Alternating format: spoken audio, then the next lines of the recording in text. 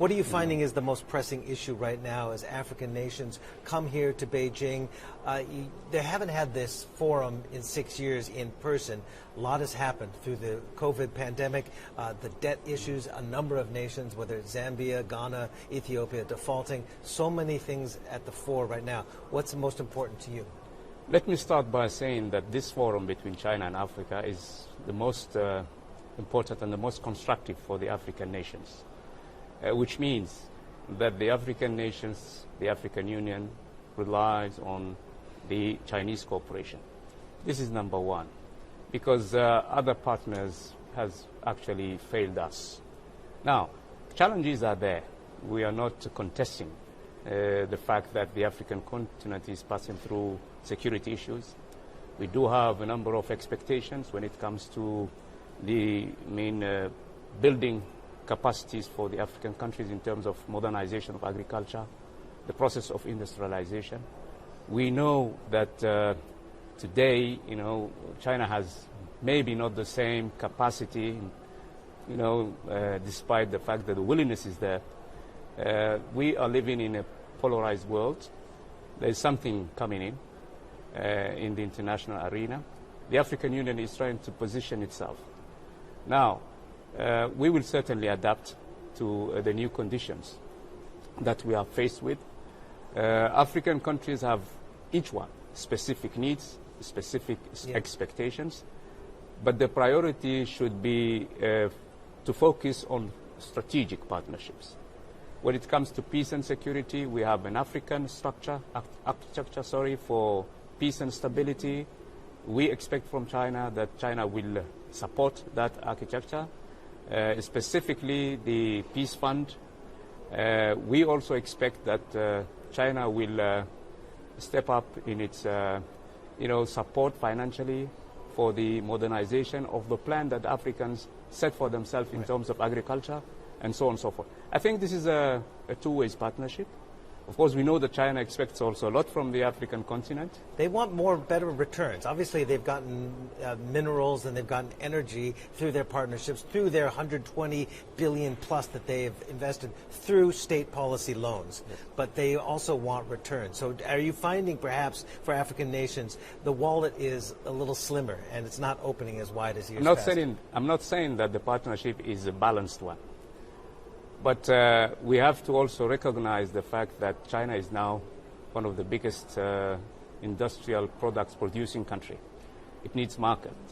It needs, partners on the African continent. It needs minerals and natural resources.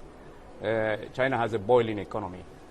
At the same time, we also feel that we can take our own advantage of that partnership when we speak as a united African countries. Have you raised it all with Beijing, or have they raised it all? What role they could potentially play on the geopolitical side in your part of the world? The Horn of Africa is now struck with multiple crises, whether it is Ethiopia trying to find a way to the Gulf of Aden, either through Somaliland, which is a disputed area, or perhaps as the plan that you actually proposed a week ago, you could find perhaps Ethiopia using a new port in Djibouti. But again, Ethiopia is also upset at that plan, or the plan through Somaliland. So has China weighed in on this at all? China has a peace initiative for the African continent, but China is always trying to adapt to the African peace initiatives. We have several hot spots on the continent. One of them is the Horn of Africa, the Sahel, the Great Lake region. So we, as African nations, we are trying to bring, China on our own ground when it comes to peace and security and stability. The Horn of Africa has been, for the past 3 decades, a troubled region, and recently, the tension has risen a little bit more. But we believe that the African problems should be first, handled by the African nations. That's, a core principle in the Charter of the African Union. IGAD is trying its best. You have mentioned the tension between Somalia and Ethiopia. IGAD is stepping forward. Djibouti is heading, IGAD organization. That's why Djibouti put forward, let's say, a compromise to Ethiopia Have you offered that plan yes. to Ethiopia? Yes. And what is their response? We're expecting a positive response soon. Now, in our region, we don't have only to deal with the tension between Somalia and Ethiopia. We have the open war in Sudan. IGAD also. Recently, Djibouti hosted a mediation coordination process called a retreat, where the United Nations, the African Union, other organizations, and stakeholders came to Djibouti to try to coordinate the mediation, because there is a proliferation of initiatives, and it doesn't help. So you see, Djibouti is at the center, let's say, of a storm when it comes to the Horn of Africa. And just across the Red Sea, we have the Houthis, disrupting the maritime navigation. You have oil tankers burning off the right coast. Right now. So you see, we're in the middle of the storm. And we are trying to do our level best to help countries like Sudan, which is really in deep trouble, through those mediations, to try to decrease tension between Somalia and Ethiopia. Is there a threat of war, though, between Ethiopia and Eritrea? Because Eritrea, I guess Ethiopia has stopped flights into the capital of Eritrea. There is long-standing, decades-long issues between these two countries. Eritrea, return back to IGAD. So through this mechanism, we certainly try to find, the right recipe, again, to decrease the tension between these two countries.